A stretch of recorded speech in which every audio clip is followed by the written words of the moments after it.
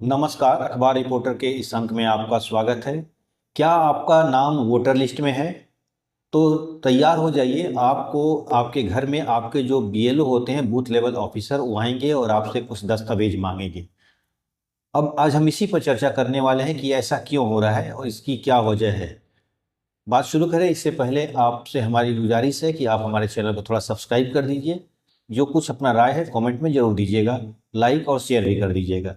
तो चलिए शुरू करते हैं। देखिए, जो हमारा इलेक्शन कमीशन है उस वो एक नया प्रोविज़न लेकर आया है और ये प्रोविज़न का नाम है स्पेशल इंटेंसिव रिवीजन। ये क्या है?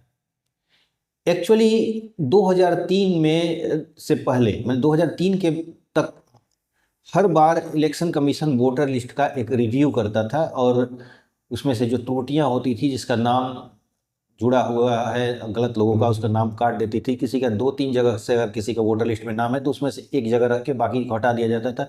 जो लोग मर गए हैं, गुजर गए हैं, दुनिया से चले गए हैं, तो उनका नाम हटा दिया। ये एक प्रक्रिया थी। 2003 के बाद से अभी तक इसमें कुछ नहीं हुआ है। इस बार इलेक्शन कमीशन का ये निर्णय है कि हम फिर से एसआईआर करवाएंगे, यानी स्पेशल इंटेंसिव जो रिवीजन है वो हम कराने वाले हैं। अब इसमें क्या है, पहले जान लीजिए कि इसकी प्रक्रिया क्या है। इसका प्रक्रिया ये है कि 2003 के पहले, यानी 2003 अभी जो चल रहा, मतलब जो पिछले गुजरा है, यानी 2003 के पहले जिनका वोटर लिस्ट में नाम है उन्हें किसी दस्तावेज को देने की जरूरत नहीं है। लेकिन जिनका नाम 2003 के बाद मतदाता सूची में आया हुआ है, वोटर लिस्ट में आया हुआ है, तो उनको कुछ पहचान देने होंगे, जैसे पासपोर्ट, आधार कार्ड, या जो इलेक्शन कमीशन जो तय करेगा वो आपको डॉक्यूमेंट्स देने होंगे। अब इसमें ये भी है कि सिर्फ वोटर लिस्ट में उनका नाम ही नहीं होना चाहिए, उनका दस्तावेज भी देना है और उनके माता पिता का भी डॉक्यूमेंट देना होगा। अब ये काम बिहार से शुरू होने वाला है, यानी इसी महीने से अप्रैल से, जुलाई से लेकर अगस्त के बीच में ये इसको प्रक्रिया को कर देना है। यानी एक महीने का, लगभग एक कुछ महीने से ज़्यादा हो सकते हैं, 1 महीना 10 दिन या 5 दिन का कुछ आसपास का है मामला। तो इसमें ये पूरी प्रक्रिया को कंप्लीट करना है। और अब बिहार से ही क्यों हो रहा है, सबसे बड़ी चीज़ कि बिहार में आखिर क्या वजह है कि बिहार में ही इससे पहले हो रहा है। तो इसकी वजह है, देखिए, बिहार में चुनाव होने वाले हैं नवंबर में, और बिहार में जब नवंबर में चुनाव होने वाले हैं तो सरकार पहले से चाहती है कि यहाँ के जो मतदाता सूची है उसको फिर से रिवीजन कर लिया जाए और बढ़िया से उसमें जो काट छाट करना है कर लिया जाए। यानी सरकार का ये मंशा है, मतलब इलेक्शन कमीशन का ये मंशा है कि इसमें जो भी अब लिस्ट तैयार हो वो एकदम जेन्युइन भारतीय नागरिक होना चाहिए। कोई बाहर का घुसपैठिया हो या कहीं बाहर के लोग, एक कई लोगों का 2-2 3-3 जगह नाम दर्ज हो चुका है। कहीं लोग बिहार से बाहर चले गए हैं, यानी बाहर से काम धंधा करने के लिए सालों साल से नहीं वापस आए हैं, तो उनका नाम को काटना है या कुछ इस तरह की एक फिर से उसका पुनर्रोकन, यानी फिर से रिव्यू करने की जरूरत है। इसलिए बिहार से ही पहले ये हो रहा है। अब समझ लीजिए बात को, जब बिहार से ये हो रहा है कि बिहार में चुनाव है तो जाहिर सी बात है कि पॉलिटिक्स भी होगी। पॉलिटिक्स शुरू हुई भी। पूरे विपक्ष जो है, खासतौर पर एंटी बीजेपी जो है, जो एनडीए के लोग हैं, जैसे राजद हुआ, कम्युनिस्ट पार्टी के लोग हुए हैं या कांग्रेस हो गए, ये लोगों ने इसे विरोध किया है। राजद का कहना है कि ये जो एनआरसी का ही एक झलक है, यानी सरकार जो एनआरसी करा रही थी असम वगैरह में, उसी तरह को एक बैकडोर से एनआरसी कराना चाहती है। यानी सरकार एक तरह से अल्पसंख्यक जो है, खासतौर पे मुस्लिम वोटर, अल्पसंख्यक का मतलब मुस्लिम वोटर भी हो सकता है, अल्पसंख्यक का मतलब सिख और मतलब अल्पसंख्यकों का जो माइनॉरिटी है उनका नाम को काटने का एक बैकडोर तरीका है। पर उन्होंने, तेजस्वी यादव ने ये आरोप लगाया कि कुछ लोगों के पास डॉक्यूमेंट नहीं भी हो सकते हैं, कि ऐसे भी गरीब परिवार हैं जो दलित हैं या पिछड़े, अति पिछड़े हैं, उनके दस्तावेज कोई नहीं है उनके पास कोई, तो वो लोग कहाँ से लाएंगे, और अगर नहीं दस्तावेज दे पाएंगे तो उनका एक तरह से वोटर लिस्ट से नाम कट जाएगा।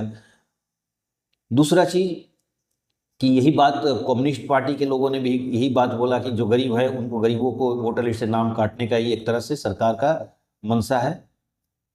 कांग्रेस ने भी इसी तरह का मिलता जुलता आरोप लगाया। मनोज झा जो राजद के नेता हैं, उन्होंने भी सेम इसी तरह की बातें बोली। एक तरह सरकार पर उन्होंने आरोप लगाया कि सरकार बैकडोर से एनआरसी कराने वाली है।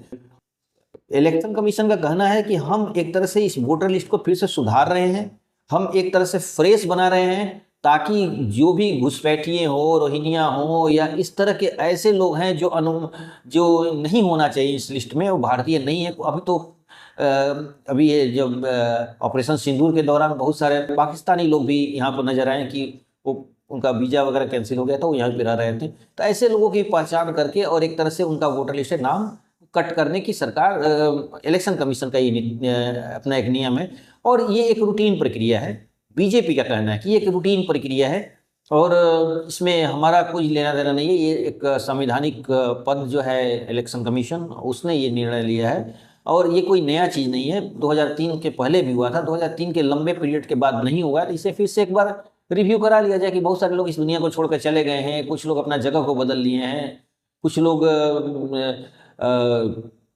नए मतदाता जो 18 साल से ऊपर हो चुके हैं उनको वोटर लिस्ट में नाम जोड़ना है। तो ये एक बहुत बड़ा एक तरह से प्लान है इलेक्शन कमीशन का, और इसके इलेक्शन कमीशन अपना एक रूटीन ड्यूटी कर रही है।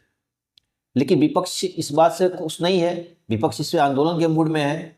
विपक्ष का कहना है कि जिस तरह भारत सरकार ने सीए लागू किया था अब और एनआरसी अब लाना चाहती थी, जैसे असम में एनआरसी लाया गया, इस तरह यहाँ पर भी एनआरसी ही है। ये एक बैकडोर से एनआरसी है, क्योंकि बाप का नाम, माता का नाम पूछने की क्या जरूरत है, उनकी डॉक्यूमेंट्स मांगने की क्या जरूरत है। इसलिए ये सरकार का मंशा ठीक नहीं है और सरकार ये चाहती है कि बैकडोर से ये एनआरसी करा दिया जाए। अब राजनीति गर्म है इस मुद्दे पर, और सबसे बड़ी चीज की एक अनुमान के हिसाब से बिहार में जो है करीब 7 करोड़ वोटर है। 4,96,000 जो करोड़ वोटर हैं वो 2003 के पहले के हैं, यानी उनको कोई डॉक्यूमेंट देने की जरूरत नहीं है। लेकिन जो 2 लाख वोटर हैं जो 2003 के बाद उनका वोटर लिस्ट में नाम आया है, उनको डॉक्यूमेंट देने की जरूरत है। उनकी माँ बाप में से किसी का डॉक्यूमेंट देना होगा, ताकि ये पता लग जाए कि आप एक भारत के नागरिक हैं या कहीं बाहर के नागरिक हैं। अगर जिनका बाहर का नागरिक जो होंगे वो उनका वोटर लिस्ट में नाम काट दिया जाएगा, और उन्हें फिर से, ऐसी बात नहीं है कि नाम काट के उनको ये कर दिया जाएगा, उन्हें एक अपील का मौका दिया जाएगा, ताकि उसमें जो त्रुटियां अगर हुई हैं या जो बीएलओ वगैरह से कोई गलतियां हुई हैं उसमें सुधारा जाके, और फिर से अगर उसमें अपना वो उन्होंने इलेक्शन कमीशन को संतुष्ट कर देते हैं कि हाँ, या कोई डॉक्यूमेंट्स सबमिट कर देते हैं, फिर से उनका नाम जोड़ लिया जाएगा। इसमें कोई ऐसी प्रक्रिया नहीं है इलेक्शन कमीशन के अनुसार कि ताकि किसी को नागरिकता खत्म कर दी जाएगी, ऐसा कुछ नहीं है। अगर जिनको लगता है कि हमारा वोटर लिस्ट में नाम होना चाहिए लेकिन गलती से हमारा नाम कट गया है, तो ऐसे लोगों को उनको फिर से नाम जोड़ लिया जाएगा। इसमें राजनीति तो होगी ही और हुई भी। राजद के लोग, जैसा कि मैंने पहले ही बता दिया, अभी बताया कि राजद के लोग इसका विरोध कर रहे हैं क्योंकि बिहार में इलेक्शन है और ये एक मुद्दा बनेगा। बीजेपी के लोगों का कहना है कि हमारी इसमें से कोई लेना देना नहीं। इलेक्शन कमीशन एक इंडिविजुअल बॉडी है, संवैधानिक पद है, इसमें कोई किसी के दबाव में नहीं है, वो उसका ही निर्णय है और रूटीन वर्क है।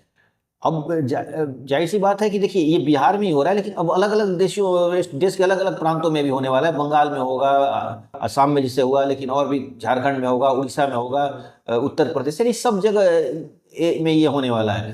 तो बंगाल में होगा तो टीएमसी भी पूरी की पूरी तरह आंदोलन के मूड में है। उसने साफ बोल दिया है कि हम इस तरह के कोई भी सरकार की तरफ बैकडोर एनआरसी को हम बर्दाश्त नहीं करेंगे, हम इसके खिलाफ आंदोलन करेंगे। यानी एक तरह से आने वाले समय में राजनीति इस पर होगी, इसमें कोई दो राय नहीं है। इसमें आने वाले समय में इस पर एक पॉलिटिक्स होने वाली है, क्योंकि बिहार का बहुत क्लोज मामला है। आरजेडी ने बोल भी दिया है कि भाई आप जो पूरे वोटर लिस्ट को एक तरह से फिर से रिव्यू कर रहे हैं और आपके पास टाइम बहुत कम है, 25 से 30 दिनों में, 1 महीने में आपको करना है, ये बहुत शॉर्ट पीरियड है और इतने में ये कंप्लीट नहीं हो सकता है। दूसरी बात कि बिहार में बाढ़ का सीजन है, ये बरसात का टाइम है और बाढ़ भी आने वाले हैं। तो इस पीरियड में जो क्षेत्र में बाढ़ में लोग अपने घरों को छोड़कर कहीं इधर उधर जाकर झोपड़ी बनाकर कहीं इधर टेम्पररी रहते हैं, तो उससे उस समय आप डॉक्यूमेंट मांगे तो शायद कोई नहीं देगा, ये आरजेडी का कहना है। तो इसलिए इतने शॉर्ट पीरियड में ये काम नहीं हो सकता है। इसलिए इस पर पूरा इलेक्शन कमीशन फिर से विचार करे, ये आरजेडी का कहना है। अब मैंने आपको दोनों लोगों का पक्ष बता ही दिया। विपक्ष कह रहा है कि बैकडोर से एनआरसी है, और बीजेपी के जो सरकार का पक्ष है, जेडीयू के जो सरकार के समर्थन में है, उन लोगों का कहना है कि हमें इससे कोई लेना देना नहीं है, ये इलेक्शन कमीशन का एक रूटीन वर्क है और इलेक्शन कमीशन कर रही है, और एक इसमें से जो घुसपैठिए होंगे उनको बाहर करेगी। ये अच्छी बात है कि वोट वही देगा जो भारत का नागरिक हो, ये बीजेपी का कहना है। आप ही क्या राय है? मैंने दोनों पक्ष बता दिया। अगर आप ही क्या राय है? क्या विपक्ष के जो कहना है कि वो सही है कि गरीबों के पास डॉक्यूमेंट कहाँ से होगा, बाढ़ का समय चल रहा है, उनके पास वो घर में अपना सर छुपाना मुश्किल है, तो फिर वो इधर उधर झोपड़ियाँ बना के रहने लगते हैं बाढ़ के समय, तो डॉक्यूमेंट उस समय कहाँ लाएंगे? और दूसरी बात कि बहुत सारे लोगों के पास डॉक्यूमेंट भी नहीं है, तो इसलिए उनसे डॉक्यूमेंट नहीं अगर मांगा जाएगा तो उनकी वोटर लिस्ट में नाम कट जाएगा। और आरजेडी कहना है कि लगभग 30% से 35% वोटर लिस्ट का नाम छांटने की प्लानिंग है। और सरकार का कहना है, जो पक्ष में है, कि बताइए अच्छी चीज़ है, क्योंकि भारतीय लोगों को ही वोट देने का अधिकार, और फालतू लोग घुसपैठियों के वोट देंगे। तो अब आप अपनी राय बताइएगा कि किसकी बात सही है, विपक्ष की बात सही है या पक्ष की बात सही है। हमने अपनी बात रख दी आपके सामने।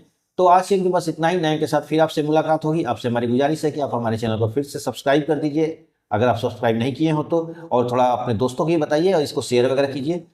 धन्यवाद।